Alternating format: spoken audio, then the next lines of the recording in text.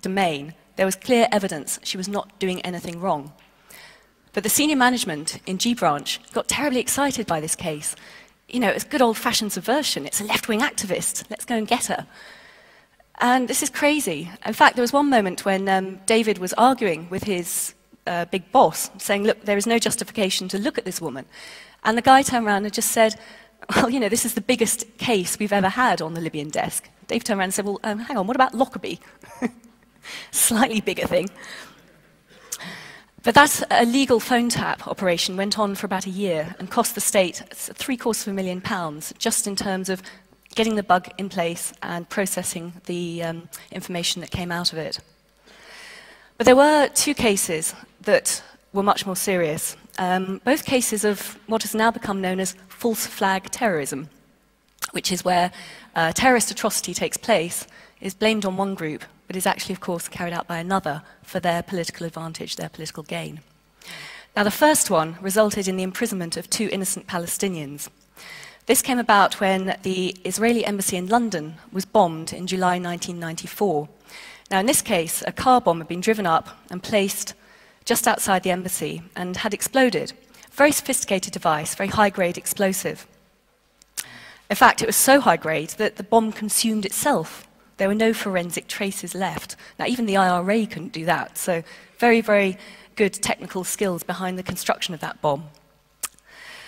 The police didn't really have a clue about where to start, but they did a sort of big sweep and picked up known Palestinian dissidents in the UK. And 2 people ended up being convicted of the attack. A young woman, well, she was then, called Sama Alami, and a young man called Jawed Botmeh. They were both Palestinians studying engineering in the UK, and they were convicted not of causing the attack because they had cast iron alibis that day, but of conspiracy to cause that attack. And they were both sentenced to 20 years each, just for that. And they've always proclaimed their innocence, and they proclaim their innocence to this day, and they're still rotting in prison to this day. So we're talking 13 years on. So even when they've done their sentences as well, because they're not UK citizens, they will immediately be deported back to Palestine. Now, the reason this caused us massive concern was that there was information within MI5 which pointed the finger at Mossad, which is the Israeli intelligence agency, and they really are the scary ones. Even MI6 and CIA are frightened of Mossad. And this information was an assessment written by a senior manager in MI5. Today I'll just call him G91, that was his James Bond number, but I know who he is. And he'd seen all the evidence and all the intelligence, which couldn't necessarily be put into a courtroom, around the case. And his assessment was that Mossad had carried out the attack themselves.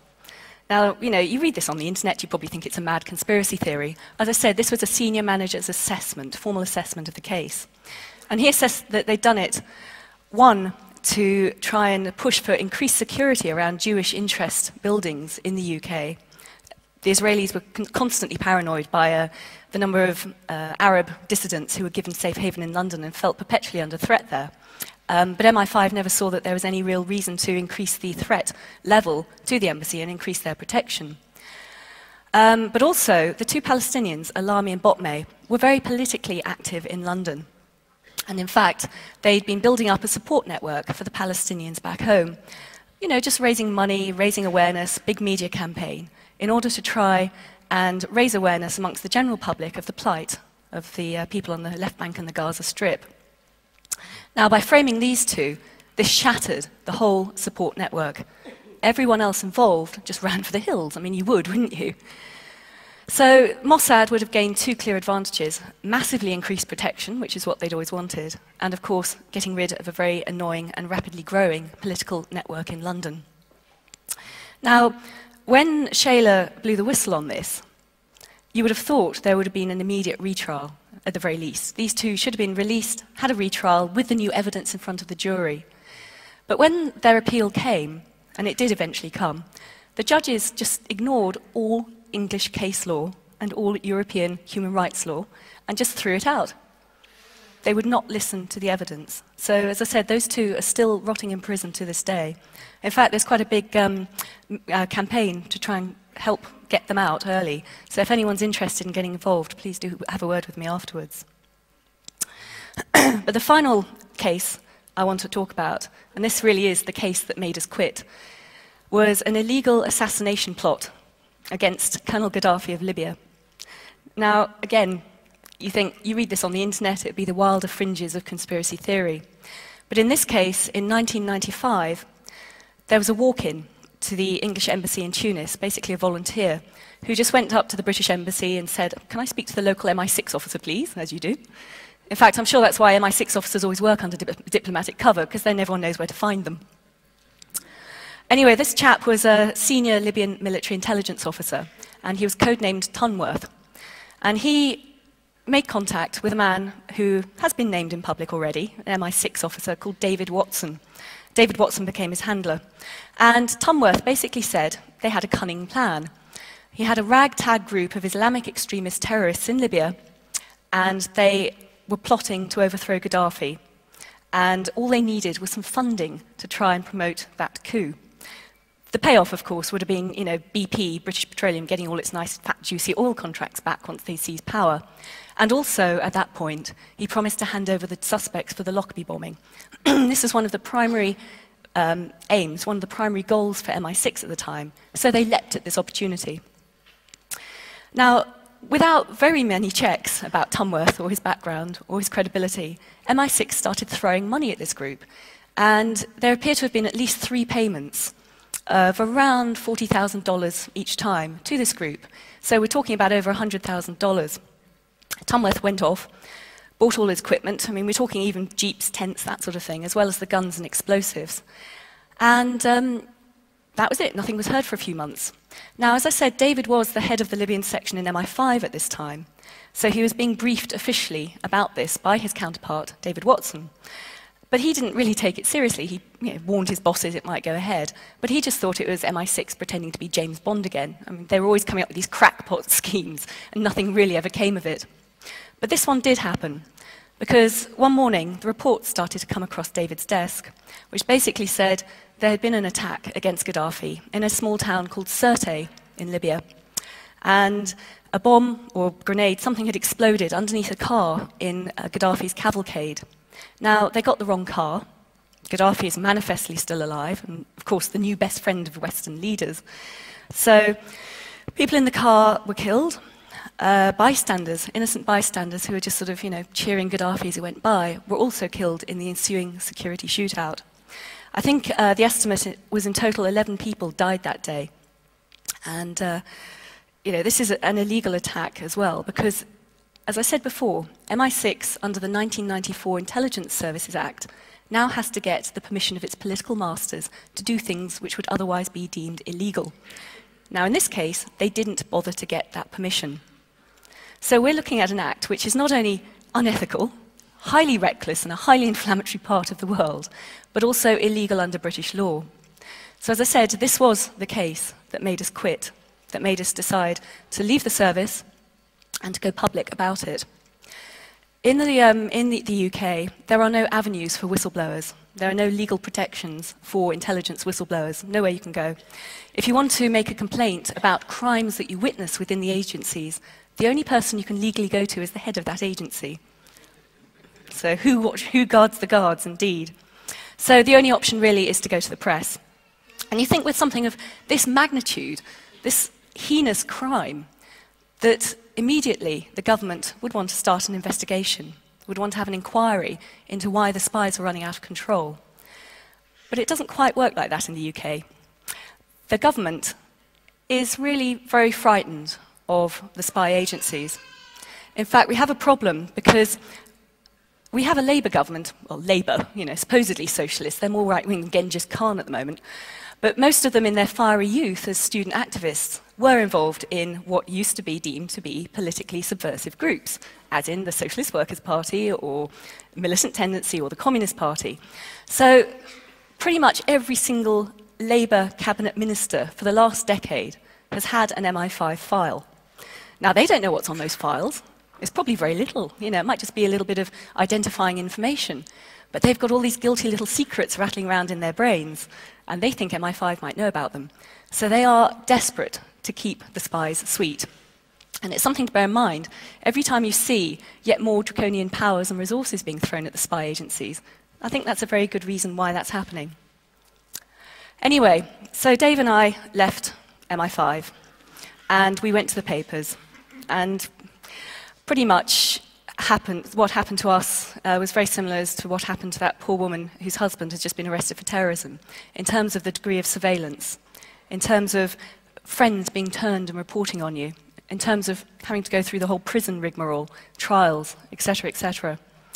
But of course, we knew what to expect to a certain extent. We were, after all, the gamekeepers turned poachers. And because we knew what to expect, we went on the run. When the story broke in July 1997, we decided, rather than just sitting around in our flat waiting for that knock on the door, the inevitable arrest, and up to 2 years on remand before any trial, we decided to flee to Europe. And in fact, flew... I know.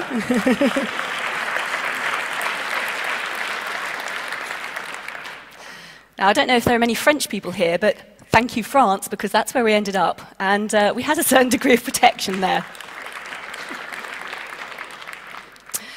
But it was slightly comical as well, because you talk to the newspapers, you build up trust with them. You know, the whole process goes on for months, and the stress ramps up and ramps up. And then suddenly, they want to run with the story, and you have to do it now. You know, it just goes really quickly.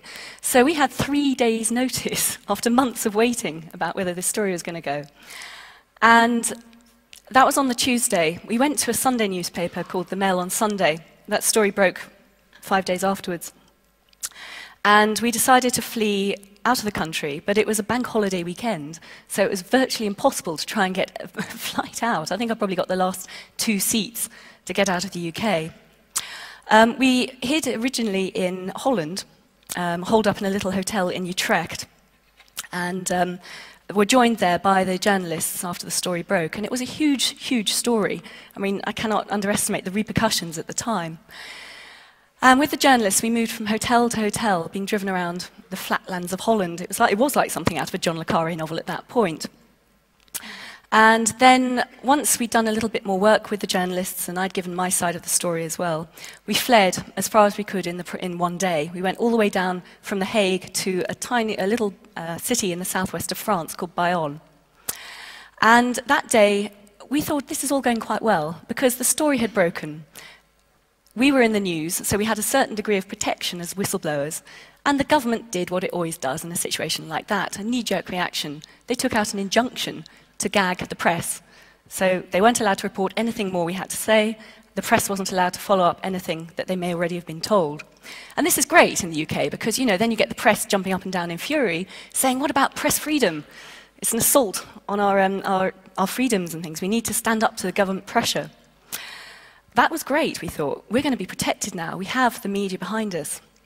Unfortunately, we went to bed after celebrating rather too well that night and woke up to some slightly bad news. La princesse Diana est morte aujourd'hui. I was like, what can you do? The biggest story of the century, pretty much. Just knocked us out of the media, and that was that. We were lost in Europe with no prospect, really, of protection from the media anymore. So we spent another month, really, literally, moving around from hotel to hotel, pretty much every night, looking over our shoulders at all times. We knew that they would be after us, using just cash, of course, never use cards because they can be traced, never put a card in the wall, certainly never allowing anyone to know where we were or what telephone number we were on. Actually, this is a bit weird, because we knew at that point, this is 1997, bear in mind, that MI5 could listen to your telephone calls, and they could trace where you were phoning from, but they couldn't trace incoming calls. It sounds crazy now, but they couldn't do it then. So we could ring people, but they couldn't ring us. Anyway, we had a whole month on the run. In that time, as I said, they'd taken out an injunction against us, but they'd also gone and raided our flat. It was our home from the previous 4 years, and they did a counter-terrorism-style search, which basically means they went in using the hydraulic hammer and ripped the whole place apart. I don't know what they were expecting to find, secret documents stashed in the bath pipes or something, but they literally ripped up the floorboards, smashed the furniture, took our bed linen. Why? I mean, the whole thing was just weird. They also had a great time going through my underwear drawer, as I discovered when I went back to pack up the flat. Anyway, we holed up in a little French farmhouse after that.